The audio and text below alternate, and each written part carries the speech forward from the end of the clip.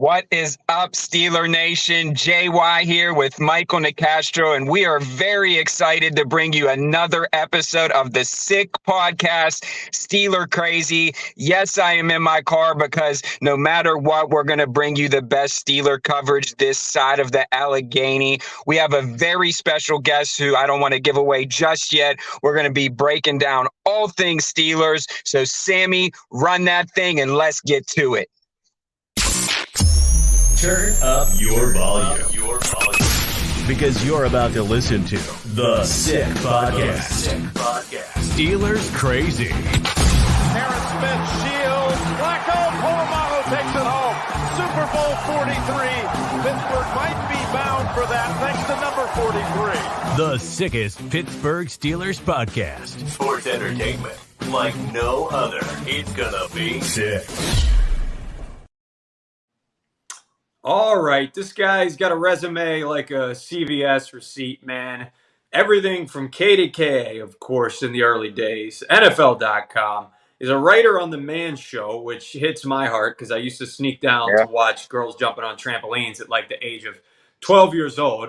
So if my parents are watching this, I apologize. He's now got the -3 podcast via Omaha Productions at ESPN. Talks gambling with Cousin Sal, extra points, and don't call it a comeback with Ryan Shazier. It is none other than the great Dave Dameshek. Dave!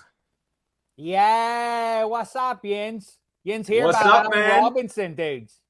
I mentioned all the important accolades, but I think most people probably are aware that you are a Yinzer, and that's the number one thing on the list for our watchers, of course, Dave. That's right. Well, I mean, as I go through travel the big blue marble, the red, white, and blue, still when you cut the veins, black and gold is what you'll see. So yeah, I'm with you.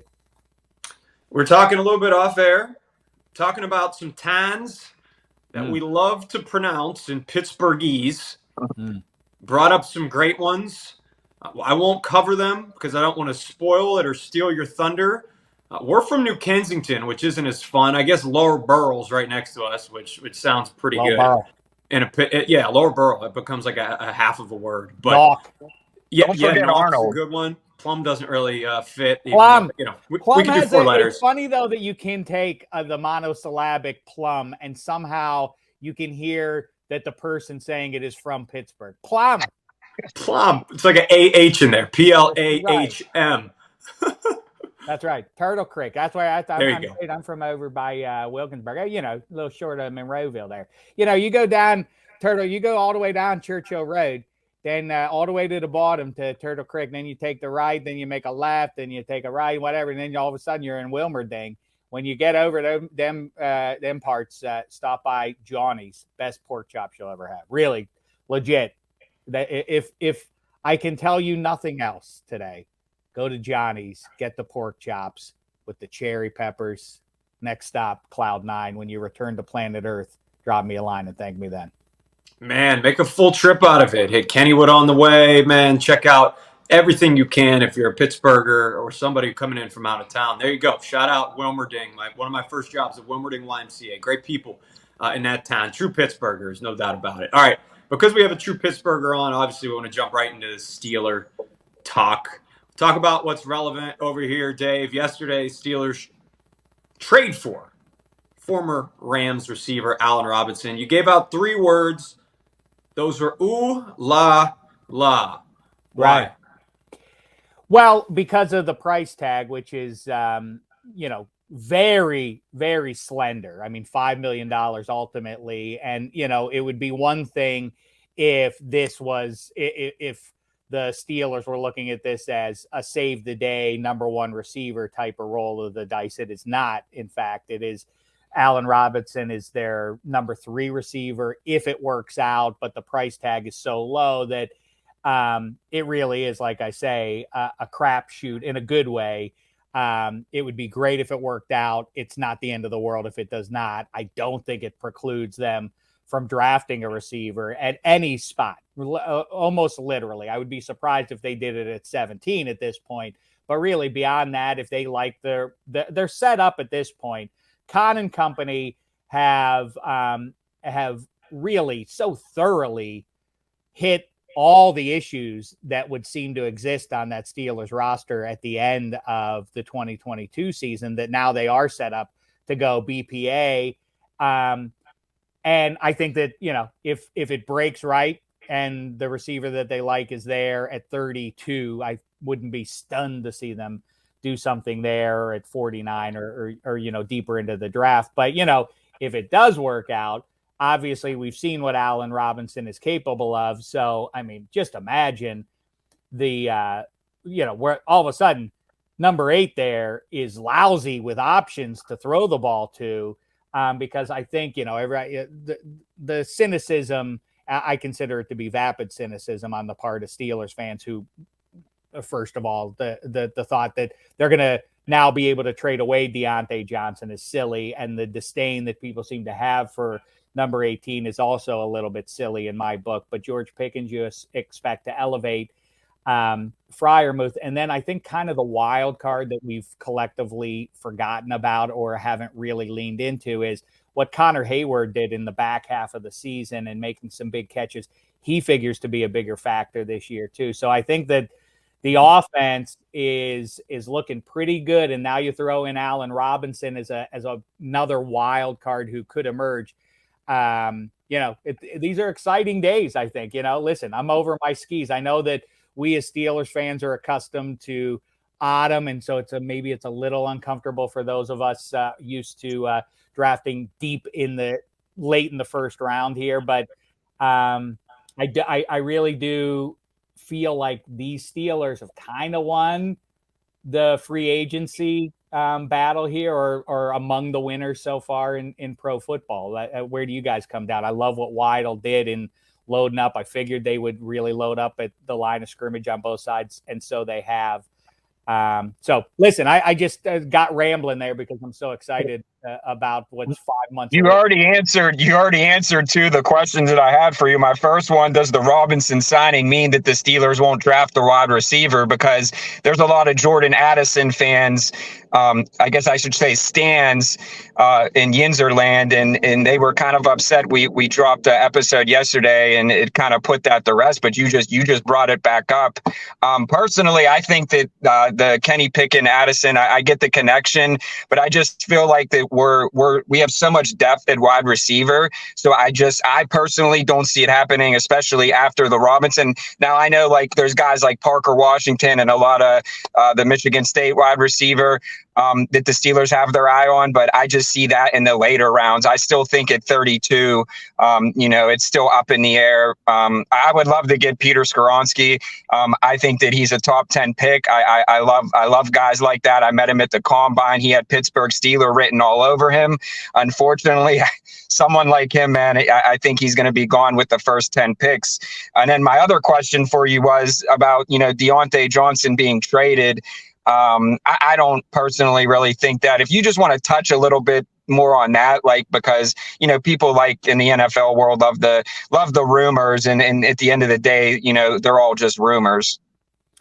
I do. By the way, if they trade it up, as the rumors go, and by the way, forgive the cynicism, but I don't buy Peter King or anyone else hearing inside. When do you ever hear the Steelers leaking? You just never hear it. So put me on the side of skeptical about any rumors about Jalen Carter or anybody else they might go up to try and get there. I like the ability to add 2 players of quality, presumably at 17 and 32 versus moving up unless they absolutely love. But like the vast majority of human beings, I have no ability to divine what 300-pound guy leans up good on other 300-pound men. I think that the pretension of pretending as though I know that Paris Johnson's going to be a I don't know. I go off the word of experts, and I hear you on Skoronski fitting the bill, though. I mean, all you have to hear is the surname.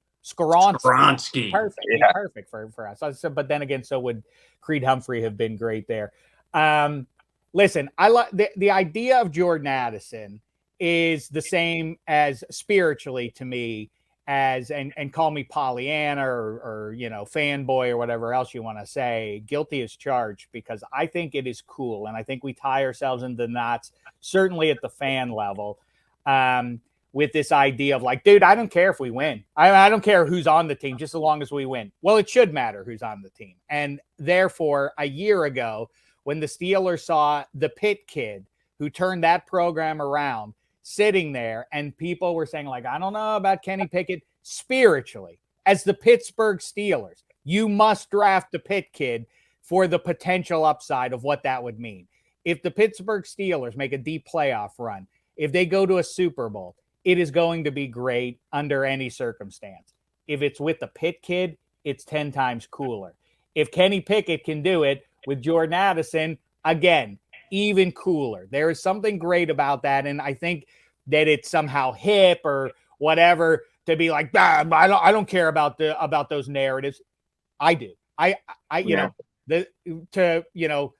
As far as it applies to our other teams, the Pittsburgh Penguins, this thing that they should have moved on from Gino Malkin and Chris Letang and all that, fair and double fair. It would be one thing if they had never won anything and we wanted to part ways with that.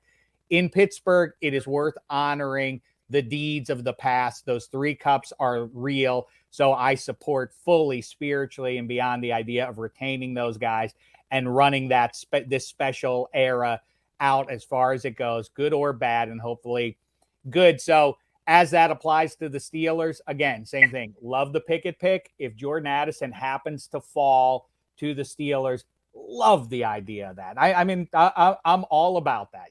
That those old Pitt teams, I'm older than you guys, but those old Pitt teams are special in part because of the likes of Dan Marino, who, walked down the street from Central Catholic into the Cathedral Learning. That's cool. It makes it that much more special in my book. We're hanging out with Dave Dameshek here on the Sick Podcast, Steelers Crazy. He's taking us to church right now. The one up in Penn Hills, right off of Rhode Island Road. That's one that I was at a couple of times when I was working in Penn Hills. Anyway, we're going to throw out as many Pittsburgh references as we can, of course. Dave, I want to bring up something that you talked about on your podcast a little bit. Very intrigued to get a little more context on this. Apologize that I did not listen to the entirety of the podcast. So I'll come out and I'll just say it. I'll be that guy. I'm not going to be one of those guys, I do a lot of them, man. Hey, I'm grinding. I'm out here grinding all day, talking into a microphone about sports. How dare you? It's only made the Yinzer accent that much better. You said combines and pro days do not matter. Hyperbole, exaggerated. What was that about? Well, it was Greg McElroy who said that. So I can't wear it entirely. McElroy knows his stuff, obviously, those coming Bama out of guys. Bama, and, was that, he was the number 3 in the New York Jets locker room mess when they brought Tim Tebow in to challenge Mark Sanchez. As a reminder, not everybody, iron sharpens iron. Not always. Sometimes it exposes the lack of iron, and we saw what happened to Mark Sanchez when challenged by Tim Tebow there. But anyway, I think McElroy and I park our cars in the same garage.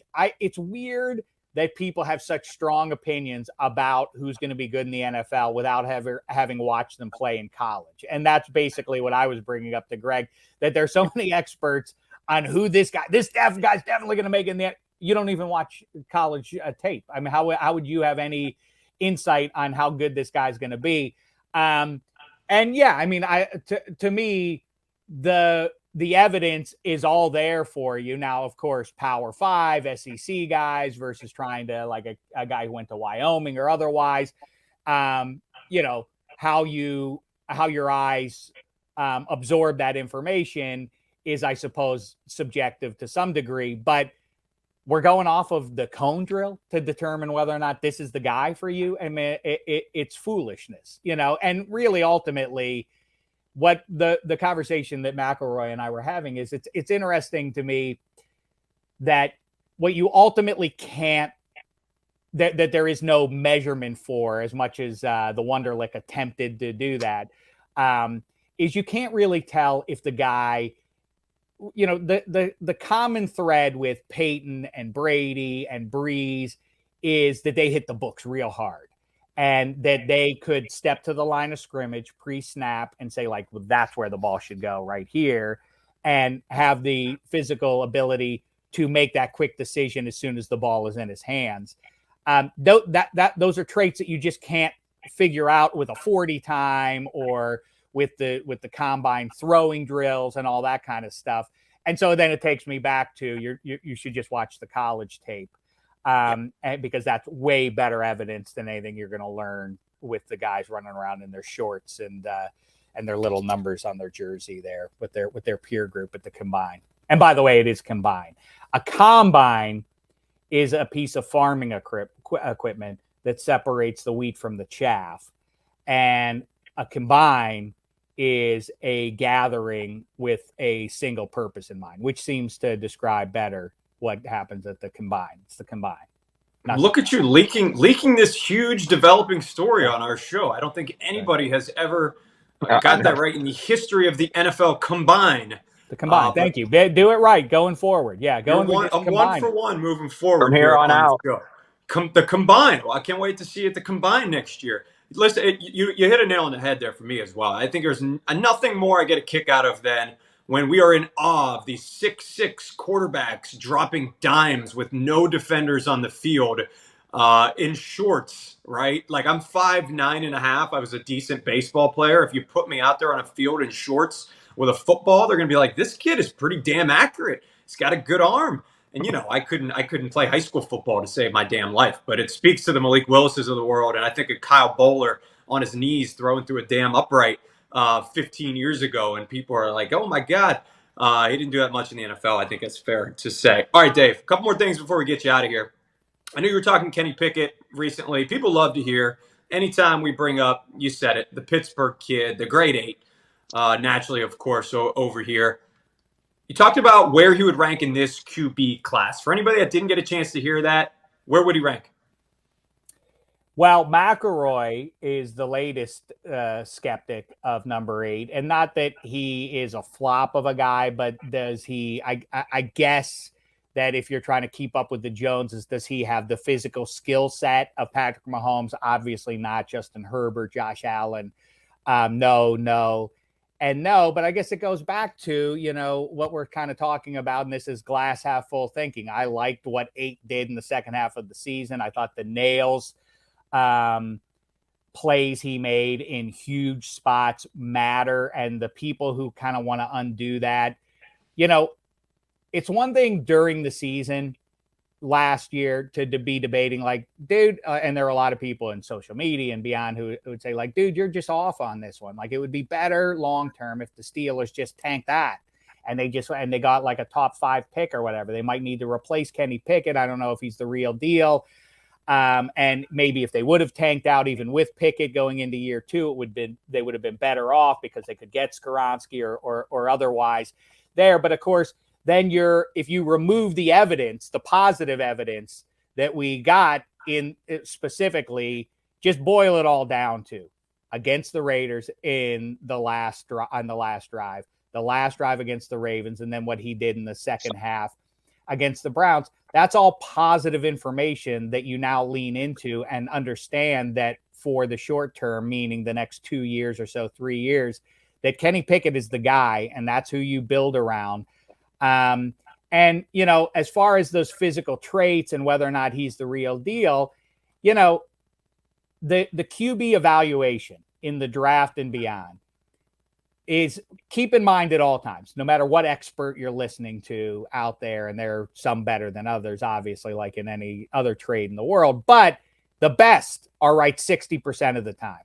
That literally, I mean, the good GMs, forget about the talking heads on TV, the best GMs, war rooms and beyond, hit it about like a 59% hit rate with guys that make it, but depending on how you want to measure that in the NFL. And the 3 best QBs of the Super Bowl era are Tom Brady, Joe Montana, and Patrick Mahomes. The first one we know famously, the 6th round pick. No one saw him coming. Joe Montana, no one saw coming either, really, relatively speaking. It was a flyer. You're talking about a 3rd round pick. It ends up before Tom Brady as the best to ever do it. And then Patrick Mahomes went behind Mitchell Trubisky. So that was a swing and a miss by most of the teams out there. Obviously, if you had a redo, all the teams in front of the Chiefs that year would have preferred to have Patrick Mahomes right now. So whether people like the traits of Kenny Pickett, what they're seeing so far, the bottom line is the evidence that speaks to me the most is what he did in the back half of the season. And like I say, in those big spots, the Nails performance is that now you can build around. And I do think that they are set up the sweet spot, even for the big name QBs I just named. This is true of Ben Roethlisberger. It's true of Russell Wilson. It's true of pretty much any QB in the free agency era. The sweet spot, when you have the real deal at QB, the guy who you believe is the answer for your team, is when he's on his rookie deal and you can flesh out the roster around him because of the different level of loot that you have to spend on those other positions that you're not spending the $40 million, the $55 million on your QB on. The Steelers are in a really exciting spot as far as I'm concerned for these next 3 or 4 years. And you know what? I'm gonna say it. Go look around all the sports books. Check out all the price. What you can get. 8.5 is their win-loss total for this year. They are gonna blow by that. They are certainly gonna hit double digits. And I'm gonna get over my skis here. I'm gonna guarantee you now at least 11 wins for the Pittsburgh Steelers in 2023. I feel real good about the notion that if you surround a starting quarterback in pro football with a good offensive line, give him an extra half a beat to make his decision with the playmakers he now has around him, they are loaded up. The defense, we already know, is the unit of strength. I think if they can, as it stands right now, I assume that they're going to add some speed, some youth in the secondary. But as it stands right now, I really like the 2023 Steelers to win double-digit games, and that's the bare minimum. We are not going to let you end up on freezing cold takes. You talked about it. 60% is a great freaking hit rate. You find me somebody out there who's made every perfect prediction, right? It's like finding a Pittsburgher who isn't angry at gas prices right now or something like that, Dave. It's not realistic. It's not out there. So I love that energy, no question about it. Okay, last thing. You're a gambling man, like you just said. We talked about extra points with Cousin Sal. You gave out an over-under win total. Say there's a prop bet at 17. I'm sure there is somewhere, right? Just give me a couple names. Where are you at? Who's plus 125? Where are you at? Well, for all the smoke screens and everything else, I think if you kind of look at and going back to, I feel like Khan has done such a thorough job of addressing all the apparent needs that they can really go best player available. Personally, though, I hope that best player available is at cornerback, because I do think of all the, talk about cynicism from the Yinzers and everything else, and the pretentious opinions about Dan Moore and Chooks. I think those guys, that is people say position of strength. Literally, Dan Moore will get stronger at his age. He is going to get physically stronger. I don't think to my untrained eye, non-O-line expert eyes, Dan Moore is fine and Chooks is fine, and the interior of the offensive line is now loaded up. I would love if they could get either Michael Mayer from Notre Dame at 17 and put 2 tight ends on the field standardly on first down and beyond, or Darnell Washington out of Georgia at 32 would make some sense there. I mean, I think you can really wreck with 2 tight ends and George Pitt. If the premise is that you would then have to single up on the outside with Deontay Johnson and George Pickens, and then you have 2 tight ends working the seams and then Najee behind you, it really does feel like a pick your poison kind of situation for the defense there. There's going to be somebody free. And by the way, JY, back to your point about Deontay Johnson, why do I like him so much? Dude, he didn't get no touchdowns last year. The whole year, he didn't get 1 touchdown. And he does, listen, what was that now? 2 years ago, 3 years ago, where he had that ugly football equivalent of Steve Sack syndrome, where he just was dropping footballs. It was like, what in the hell, man? But that's largely behind him now. And the bottom line is he is a separator, unlike just about anybody. I mean, there's a very short list of pass catchers in the NFL that consistently can separate from defensive backs and be wide open when you need that. That's very useful. People talk about security blankets for your QB and all of that. What's better than a guy who dependably every down is going to be open if you need him to be? That's what 18 provides to a young QB. So I would love one of those tight ends. I don't think that's the way it's going to end up going, though. I predict it's a cornerback. I think it's if Joey Porter falls there. I like it. And back to what we were talking about spiritually, I'm a Penn State hater, as a matter of fact. But again, same here. The deeper we can sink these roots about that, it's all things Pittsburgh. It's almost playing by a different set of rules, and I'm okay with that. Than the Belichick approach. Like, it's become sort of this robotic assessment, like a math equation that Belichick has set up of like these teams that the Patriots are they're the dynasty, obviously, of the 21st century and to be admired and all of that. But there's something robotic in the approach. I find it, of course, if you're a Patriots fan, you love all the Lombardis in the house now. But the whole do your job, do what I tell you, don't try to do anything like that whole, and we're a chameleon and we can play it any different way. I love the idea that the Pittsburgh Steelers have an identity, and I love leaning into that identity. And this, like, whatever will get the job done, mercenary kind of a thing. Do you think the people in Tampa Bay are going to 20 years from now think back on the special days when that mercenary from Foxborough moved down and got the Lombardi Trophy? It's soulless. And by the way, same goes for the LA Rams. I get it if you've been out in the desert without a title. If you're a Minnesota Vikings fan and you've never seen your team win a title, okay, bring the arch villain Brett Favre from Green Bay into our house and let's cheer for him. We ain't that. We're the Pittsburgh Steelers. We have an unmatched history in pro football. We have the luxury of doing things like saying, you know what? Yeah, that guy, I don't know about that guy. He's from Pittsburgh. That guy's a part of the vibe of Western Pennsylvania. I don't care if people think it's cheesy. I don't think if people call me fanboy. I think it's the best way to operate. I'm all about it. So if they wind up with another guy with roots back to Pittsburgh, all the better in my book. It'll make it that much sweeter if they can once again reach the top of the pro football mountain. Talking about an identity, a culture. The Pirates going to win the World Series, Dave? Come on, man. Oh, yeah. How many? Not one, not two, not three. You going LeBron on us? Just keep me warm. Just keep me warm till August. Please give me something to look at. The Pens have failed me. Give me something to distract me a little bit here. We got the draft now, and just here's the deal, Buccos. Get me through the month of get me to July 4th. Nice. Keep me interested, and then whatever, you can fall apart, and so then I'll be close enough to football season where I can turn the page there. But I do legitimately hard not to get a little excited about the youngsters, and then you start thinking about, like, boy. Imagine if they, O'Neal Cruz, what if he was in there? And then you start thinking about, like, man, okay, the Hedges, good.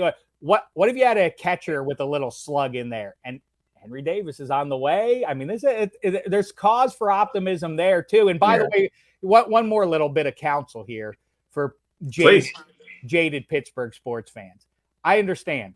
The Nutting family sucks it. They are not trying. They don't deserve our money. It is obviously a transactional relationship that they have with us. Shame the devil. I would much rather Pittsburgher, Mark Cuban own this team and apply some passion to the process here. But that's not where we are, and I get it. And it would be easy to say, well, I'm not going to pay attention to the Buccos until the Nutting family is gone. Instead, you know what? One of the very few things, as a matter of fact, no matter how down in the dumps I get about the Steelers at any given point, I always try to counsel people and say, remember, it could always be worse. And your point of reference is the other side of the Ohio-Pennsylvania border. I mean, you could be a Browns fan. You could be a Bungles fan. Would you rather be that? Would you rather be an Ohio football fan than a Pittsburgh football fan? No. Same thing goes here with the Buccos. You need to reference Cleveland, Ohio. Look at the movie Major League. Remember one of my favorite movies. You remember the plot. The owner lady wanted them to do badly so she could make money off of the team. Remember that? And then they decided in the clubhouse, screw her. Same thing. We're gonna win. Instead of her face on that thing. Remember, they would take the clothes off her every week. Yeah. Do that with Bob Nutting. Just replace her with Bob Nutting. Like, you're sticking it to the man every time the Buccos win. This isn't what the Nuttings want here. This is going to compel them to spend money or whatever. To their chagrin, the Buccos are compelling right now. That's what you're rooting for. You're not rooting for the Nuttings. You're rooting for the Buccos. Yeah. Dave, you said get them through July 4th. How about get them through July 8th? Because that's when my bachelor party is in Arizona, watching the Buccos take on the Diamondbacks. He'll be there. Yeah. You're invited. Get on out there to Scottsdale. We'll send some icy light mangoes out there or something too, man. Hey, listen, it's been an awesome time. Tell everybody where they can hear you if you have 30 minutes. Well, yeah, you already did. I appreciate it. Yeah, we got -3, chopping it up for you every week, a couple times a week, extra points with Cousin Sal, like you say, and don't call it a comeback with our guy, number 50, Ryan Shazier. All three really fun times, and appreciate you checking it out. But this was a great time as well. And okay, I'll see you in the pool on January 8th. I'll be out in right field there. You're damn right. Bring your sunscreen. We'll be cooking up burgers right after the 4th of July. Over here, Sawinski. Get us one day. Sawinski, hit in the pool, Jens.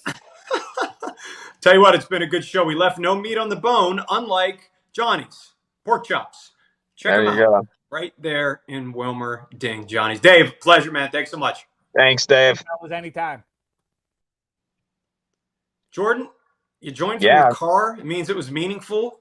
It was a must-win episode. I know Dave at the Super Bowl. Do you remember the clip of him asking all the coaches and players, do you think this is a must-win?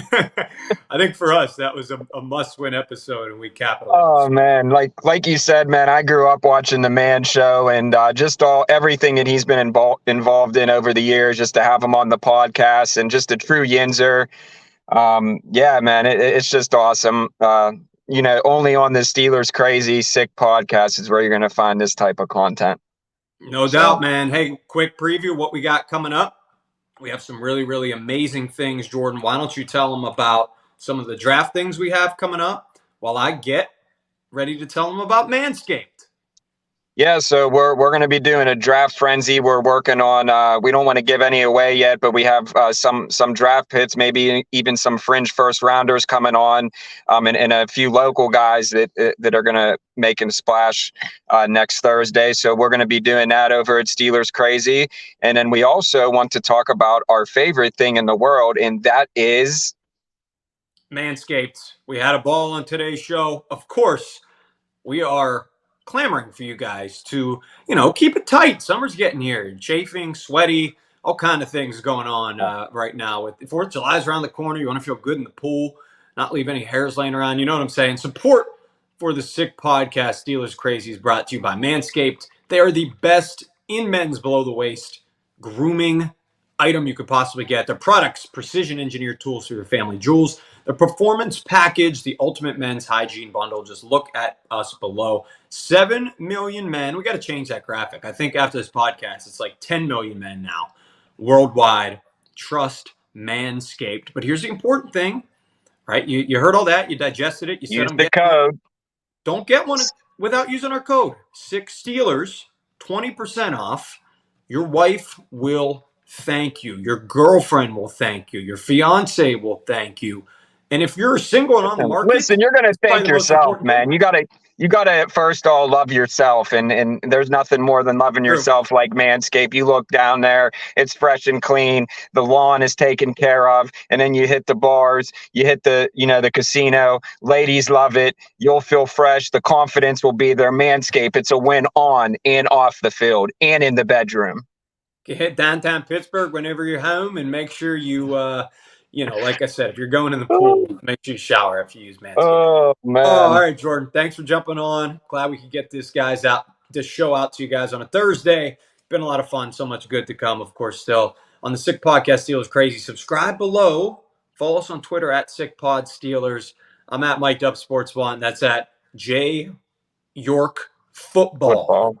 I'm going to get that right. There was a party on Fifth Ave today, a Pittsburgh party. Here we Nothing go, beats baby. 412-724. Steelers run the AFC North.